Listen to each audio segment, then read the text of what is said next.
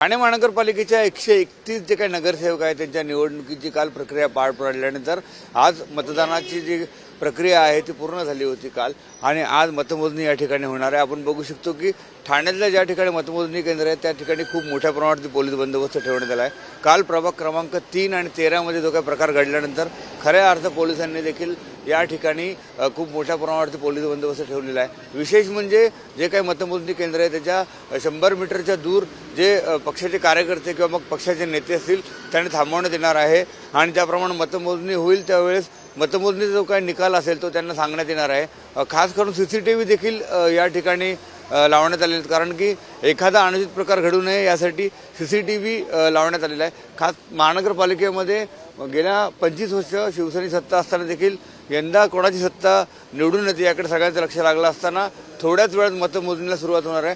मतमोजणीची जी काही प्रक्रिया आहे त्या मतमोजणीच्या प्रक्रियेमध्ये सकाळी 10 वाजता मतमोजणीला सुरुवात झाल्यानंतर 12 वाजता पहिला निकाल अपेक्षित आहे। खास करून घोडबंदर रोड या ठिकाणी जो काही काल वाद झाला होता, प्रभाग क्रमांक 3 या ठिकाणी कोणाचा निकाल लागतो, अपक्ष बाजी मारतात की सत्ताधारी असणाऱ्या माजी महापौर मीनाक्षी शिंदे यांच्या प्रभागात त्यांचाच विजय होतो का किंवा पराभव होतो का हे पाहणं देखील तितकंच महत्त्वाचं राहणार आहे। कॅमेरामॅन नितीनचा विकास काटे, साम TV न्यूज, ठाणे।